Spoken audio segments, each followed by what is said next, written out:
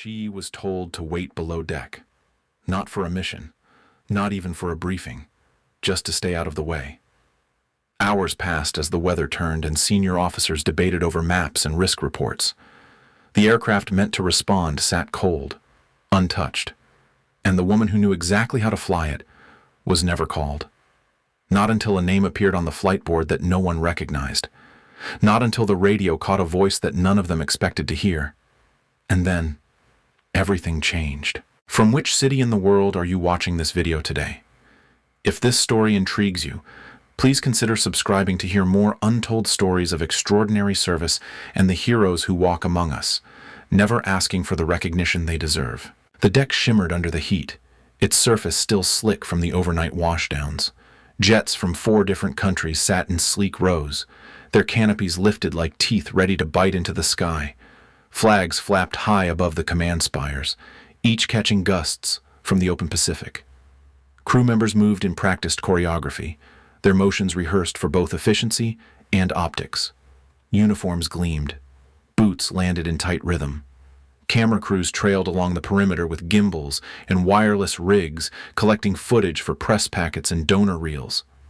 On the far side of the carrier, past the folding stairs and behind the drone observation bay, one aircraft remained unphotographed.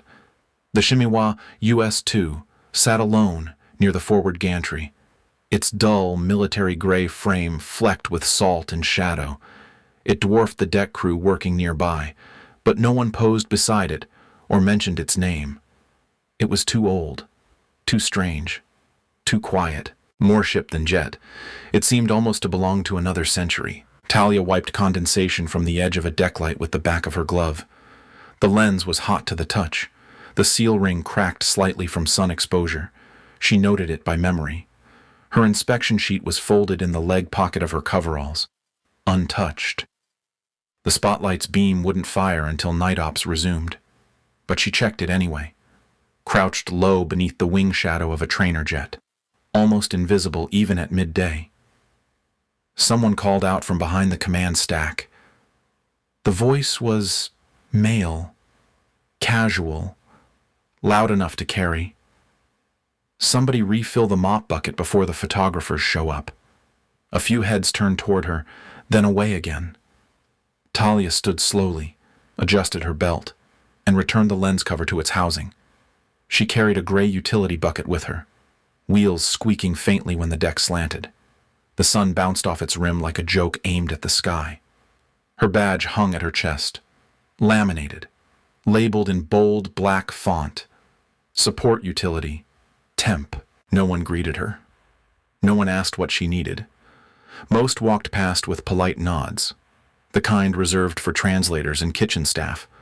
A French pilot leaned against the fuselage of a vertical takeoff jet, sipping chilled water through a straw pouch. He looked at her once, and then turned his shoulder to block the view. Not cruel, just indifferent. Talia stepped over a coil of deck cable and paused near the rear anchor of the Shinmeiwa's float gear. She didn't touch anything. She didn't climb. But her eyes moved over the fuselage like someone checking for heat lines on a boiler. The intake vents, the hull seam, the micro-drip pattern below the third port turbine. Her gaze flicked once to the open panel near the diagnostic block. Nobody noticed. They were too busy saluting camera crews or running readiness drills for an exercise that wouldn't launch. Too many storms offshore. Too much liability. The old aircraft hadn't left its wheel chocks in days. She moved on. Her mop bucket left 2 thin lines of water behind her as she crossed the deck toward the anchor bay. A crewman brushing sealant on a rear clamp glanced up and said nothing. The only sound was the steady low hum of a fueling pump 6 meters away and the occasional hiss of a vent fan purging coolant. By noon, the light had shifted. Heat rose in waves from the catwalk plating, the scent of hydraulic oil mixed with ocean brine. Talia crouched beneath the outer wing of a surveillance drone and slid a folded checklist from her thigh pocket. She didn't write anything. She just looked, studied, memorized. When she stood again, her knees cracked faintly. muffled by the wind. A British officer passed nearby and smirked at her as he pointed toward the far end of the deck. "Tell logistics their mop girl's migrating." The man beside him chuckled. Neither looked back. Talia returned to the side of the Shin Maiwa. This time she stood closer, just beneath the forward anchor point. Her gloved fingers hovered over the access handle. One breath held. Then her hand fell back to her side. She turned and wheeled the bucket toward the side ladder instead. The jet noise surged for a moment as an engine test ignited across the bow. Everyone flinched. Talia didn't. She kept moving, one step at a time, boots quiet, face unreadable, badge reflecting the sky. The aircraft behind her stayed still, unarmed, untouched, but ready. The storm had not broken yet, but its shape had grown sharp along the horizon. From the far end of the flight deck, the sky over the reef line looked bruised and thickening. Wind funneled around the island's north shelf, bringing hard chop to the surface and throwing off every scheduled approach. At the command tent, the tension built in uneven layers. Radios buzzed, tablets refreshed in loops. Someone kept refreshing the satellite feed, hoping the surge pattern would stabilize. It didn't. A team of 7 was overdue. Their last ping had placed them near a coral shelf at the edge of the drill zone, but a secondary current had come through harder than forecasted. It pushed a standing swell up the reef face, and their water transport hadn't been rated for it. The boat flipped. The emergency beacon was transmitting, but faint and intermittent. There were no eyes on the team, no drone footage, no satellite cover, no air crew in the sky. The aircraft status board blinked updates in red. One by one, jets were pulled from readiness. The French detachment grounded their verticals due to downdraft interference. The Americans stood down their twin rotor due to visibility fail thresholds. The Japanese flight control crew gathered near the center, speaking in clipped, controlled voices. A lieutenant raised his hand and addressed the assembled group of mission leads. Juliet 1 is the only aircraft with true sea landing clearance. But the sea state is 5.0 and rising. She's not authorized above 4.5. The command officer nodded slowly, then added that Juliet 1 had no primary crew listed. From behind a partition, a civilian liaison in mirrored sunglasses added that they were not risking an asset that rare on a visibility-wrecked photo op. This is a controlled exercise, not a hero reel. Murmurs of agreement moved through the tent. The Japanese operations chief stood silently at the edge of the group, jaw set, but unmoving. No orders were given, no launches approved. It was decided without being decided. The Shin Maiwa stayed cold. Its nose faced the sea. Its hull gleamed with fresh polish and unused weight. A media crew walked behind the tent with a backdrop screen rolled under one arm. They were prepping to record a readiness update for donors and headquarters. 2 Allied pilots offered to pose beside a rescue crate already staged for tomorrow's drop. Neither had been airborne that day. Out near the forward deck lighting, Talia adjusted a cracked housing on one of the low beams near the bow rail. The heat in the metal had risen past safe touch, but she kept her hands steady, working from behind the shade of her own shadow. The wind carried the voices from the tent. She didn't flinch when the surge report came through. She simply finished tightening the bracket and stood. No one noticed her pause. No one saw her lift the maintenance tablet and scroll past the diagnostics to the open aircraft list. Juliet 1 was still green, all systems nominal, no aircrew assigned. A deck tech passed by with a gear pallet and asked, "Where's Mop Girl?" His voice was idle, not cruel, but the phrase floated for a second longer than it needed to. Talia didn't answer. She walked toward the edge of the deck and turned once toward the aircraft rows. Her eyes locked on the Shin Maiwa. She moved like someone returning to a task, not breaking a rule. Behind her, the tent's chatter grew more confident. The rescue would be delayed. The media framing would shift. One officer suggested a ground recon with drone mapping by morning. Another pulled up a terrain render and asked how many hours the shelf could hold in case of drift. No one answered. The coral shelf wasn't modeled in full. The surge had exceeded the forecast, and night was coming. The storm wall reached halfway across the visible sea line. Thunder rippled from within it, but the sound hadn't hit yet. Talia walked along the side scaffold, past the fuel rig, then stepped behind a panel blind where the aircraft bay camera couldn't catch her directly.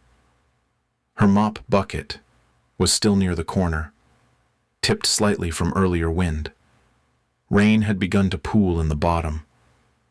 She didn't look back. Her badge still hung from her belt, laminated and unreadable in the shadows. The checklist panel on the side of Juliet 1 was lit faintly by spillover from a maintenance bay floodlight. It had been updated that morning, printed in 3 languages, and laminated for resilience. The lamination was already lifting at the corners. No one had looked at it since. Talia reached the side ladder and stepped up without touching the railing. Her boots were quiet on the metal. Her gloves were still smeared with sealant from the light fixture. She passed the rear sensor array and turned once toward the open sea. The wind was louder now. She kept walking, as if pulled by something deeper than protocol, something the others had long stopped listening for. The hangar bay lights flickered once as a low rumble passed over the deck, echoing like a slow drumbeat. Rain came harder now, thrown sideways by wind that snapped through the catwalk gaps. Floodlights around Bay 3 were still on, but the main lamps had dimmed to standby, to preserve power. The Shinmaiwa US-2 sat in profile like a shadow stitched from aluminum. Its military gray body was soaked and streaked, barely distinguishable from the walls around it. From the outside, the bay looked dormant. Inside, Talia moved with purpose. Her gloves were damp from sealant and rain, but her grip was firm on the lower hatch panel. She keyed her access code by muscle memory, the old credential blinking green, even though it should have been retired months ago. She stepped inside and closed the hatch behind her. The sound of the storm narrowed to a metallic hush. Her boots echoed across the deck floor as she crossed to the main control panel. The aircraft interior was stripped down for readiness storage.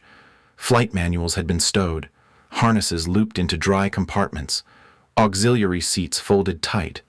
She passed the folded paper chart she had left in the systems pouch days ago. It was still there, pressed flat beneath the checklist card. The ink was slightly blurred, but legible. She unrolled it with one hand and clipped it beside the throttle column. She sat down, adjusted the chair, rested her fingers over the ignition cluster. No tremble. One by one, she flipped each analog switch, watching as the lights cycled from amber to green. The overhead fans came on in a low crawl. The external audio pinged once, soft and short. The left turbine gave a cough, then caught. The second rolled slower. She adjusted feed levels, steady, calm. It caught too. The lights flickered again, but held. Hydraulics began to groan beneath her seat as the auxiliary systems spun to life. She stood, crossed to the rear harness lockers, and pulled the first rigging strap clear. She didn't hesitate. She configured the harnesses herself, hooked into the rails, adjusted the netting mounts, and locked the straps into place. She bypassed the co-pilot prep. There was no one else. She didn't need them. The instrument panel read, "Nominal." In the control tower, an officer leaned over his monitor and squinted. The system showed startup signals from Bay 3, Juliet 1. A warning light pulsed, power draw rising, control channel open, but no flight request had been submitted. He sat back sharply. Unauthorized startup on Bay 3. Another officer looked up. Call security. That bird's not cleared. Pilot ID. No logged code. Just override access. Who's in there? From the far corner of the hangar, a junior technician moved toward the window and peered through the fogged glass. He caught the faint glow of cockpit lights flaring against the bay wall. A shadow moved across the instrument array. "It's her," he said quietly. "It's the mop girl." By then, The rotors were starting to spin. Talia remained seated, calm. She made no broadcast, no external call. She adjusted the altimeter manually and ran through the fuel pressure readouts line by line. The paper chart fluttered gently beside her elbow. She reached down and pulled the rescue net hooks tight against the frame. In the tower, more voices now. Someone trying to shut the bay doors. Another radioing for a grounding crew. Too late. The Shinmewa lurched forward as the hangar door seals broke open. Wind poured in. Rain hit the deck in angled sheets. The aircraft taxied out slow and deliberate, its turbines whining just under alarm pitch. The backlight from the storm hit the wing curves like silver wire. She turned the rudder. Engaged lift. The Japanese operations chief arrived at the console in time to see the aircraft break clear of the hangar. His voice cut through the channel. "Do not engage intercept. That aircraft is in motion." The flight boss answered. "She's not on the list. There's no flight clearance." The chief responded. "Flat. She's already airborne." Inside the cockpit, Talia adjusted trim control, reset the torque filter, and brought the nose up to wind angle. She touched the ignition key once more to confirm continuity. The screen blinked once. She placed her hand on the throttle and spoke for the first time. Tailwind 1. Active. No fanfare. No fear. The aircraft climbed. She moved as if every step had already been rehearsed, not for show, not for credit, but for truth. The straps she'd fixed stayed tight. The seat beneath her gave no rattle. The engines, now running at operational torque, gave her exactly what she needed. She climbed past the outer buoy marker and banked once toward the coordinates she had memorized from the background of a briefing she wasn't invited to attend. No chatter crossed the airwaves. She didn't need it. Back in the control room, the buzz of radios surged again. One junior analyst pulled up an overlay and realized she had input wind correction manually. Another read her engine profiles and whispered that the torque trim was running smoother than most certified launches. A systems officer looked up and said it without irony. "She knows what she's doing." No one answered him. Above the carrier, the rain thinned just slightly. The lights of Juliet 1 moved further into the storm path, wings steady, turbines howling in rhythm. Below, the checklist panel she'd touched still hung open, forgotten and blinking. No one would touch it again. She had already gone. The first hit came just past the reef line, a hard slap of wind that knocked the port float gear sideways and sent a geyser of salt water shearing across the nose. The altimeter dropped by 4 meters before stabilizing. Talia corrected with a breath, eyes narrowing as the Shinmewa banked into the pattern she had built in her head days ago, studying reef topography that no one else had marked. The storm wasn't done. The waves crested like gray fists, some breaking as high as the aircraft's wing.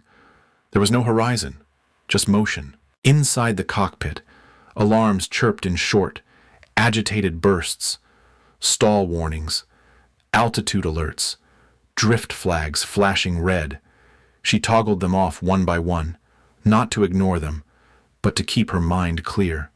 Her gloves were soaked through. The seatbelts lashed across her waist with wet fabric and fuel stink, cutting into her hip as she dropped elevation.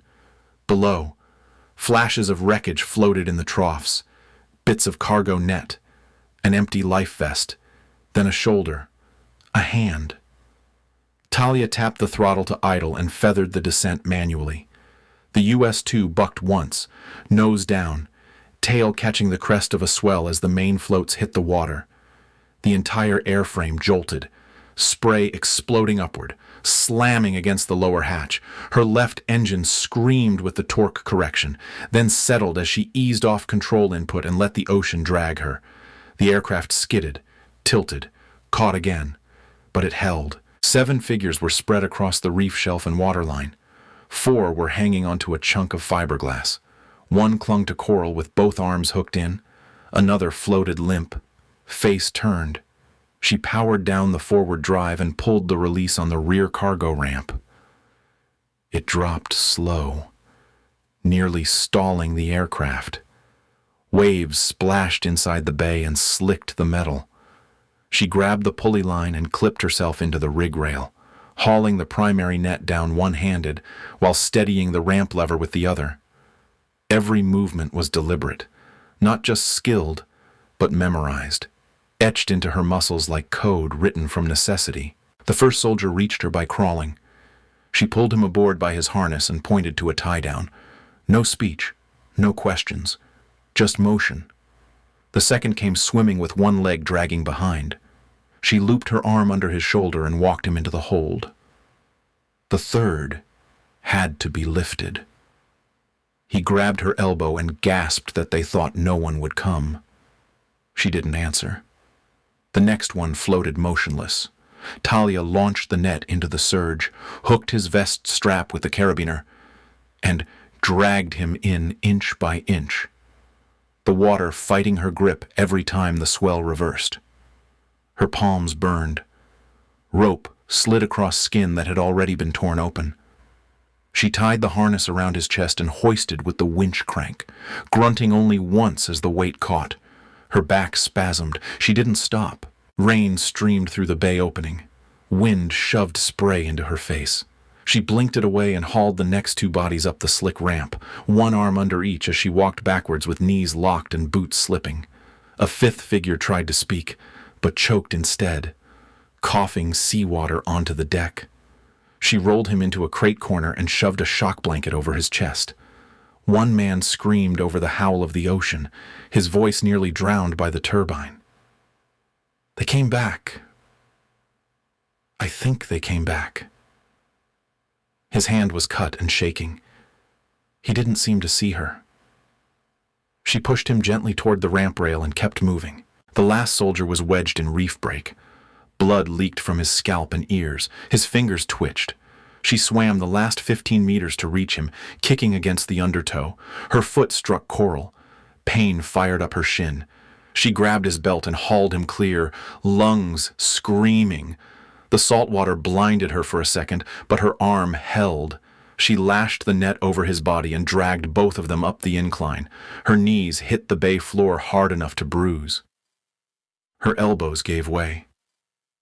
She gritted her teeth and rolled to the side, sucking wind. Body curled in protest. Then she got up. The wind shifted. The aircraft bobbed lower. The waves were stacking. She threw the cargo latch closed, secured the net loop, and half staggered to the cockpit. Her hair was stuck to her cheek. Her gloves left salt and blood on the yoke. One warning light blinked steadily. Engine intake fouled. She flipped the override and tapped the purge control.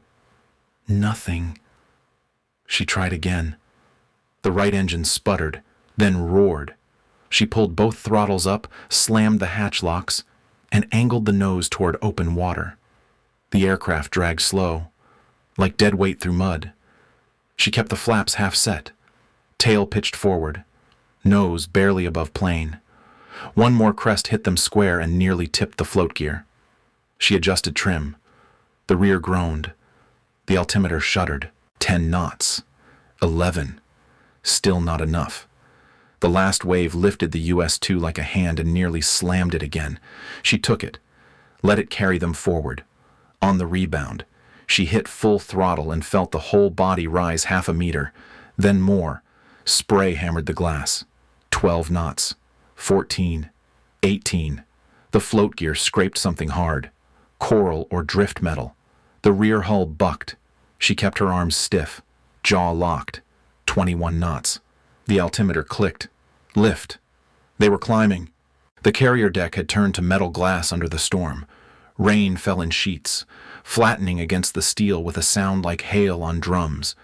The flags that had flown high for the press team now hung limp and soaked, their colors muted by wind. Floodlights cast halos through the downpour, blurring the outlines of every person standing by the rails. The Shinmeiwa came in fast, too fast for comfort. Its float gear screeched as it hit the deck, catching on the wet surface before stabilizing. It skidded hard. Arrestor lights flickered red. Steam curled from beneath the fuselage where rain met metal. The crew near the arrestor line started forward, then stopped. The aircraft bay doors opened slowly. not with ceremony but force, as if the plane itself had grown tired of waiting. One soldier dropped to a knee the moment he hit the deck. Another followed, limping, eyes squinting through the rain. A third leaned heavily on the side rail, coughing hard, clutching a bruised shoulder. The medics moved to intercept, but hesitated when one of the rescued men pointed toward the cockpit and muttered something they didn't catch. Talia hadn't moved. She sat at the control yoke, soaked to the chest, face unreadable. Her gloves were still on. Blood and salt water pooled at her elbows. The engine noise dropped to idle, then to nothing. The silence was louder than anything. A Marine near the ramp wiped rain from his eyes and looked again. His voice cracked just above whisper. "That's her." One of the technicians looked up, confused. "Who?" The Marine stepped forward, slow. "Her. The woman from the deck. The one with the mop." Another soldier nodded slowly, as if it was only making sense now. "She flew it. She's the one who came."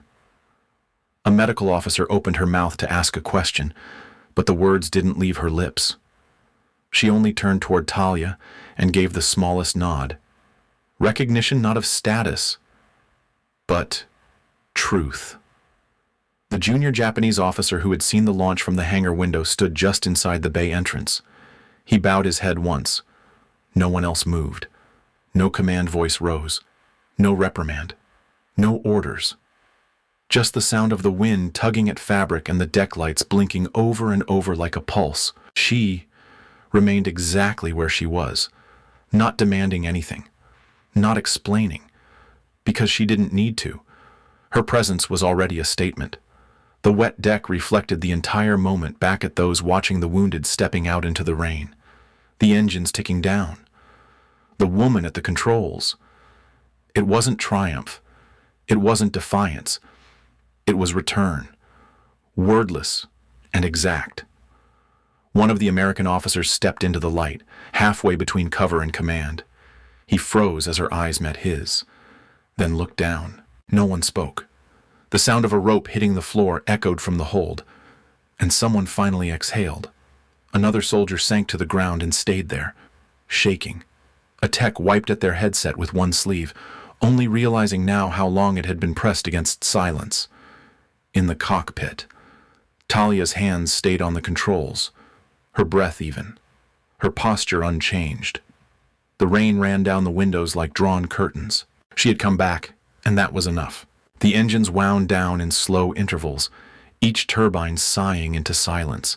The deck remained still. Rain continued to fall in a steady rhythm, soaking everything it touched, but no one moved to clear it. The Shinmaiwa sat back on its wheels, nose angled slightly to the wind. Seafoam still clung to its side panels, dripping in rivulets that carved clean streaks through the grime. Talia stepped down from the cockpit ladder without assistance. Her boots struck the deck with a soft clap, water trailing behind her with every step. She did not remove her gloves. She did not speak. Her sleeves clung to her arms like they had been pressed there. The fabric soaked, weighed down by salt and effort. The command staff stood in a loose semicircle, unsure whether to intervene or remain silent. No one had given an order.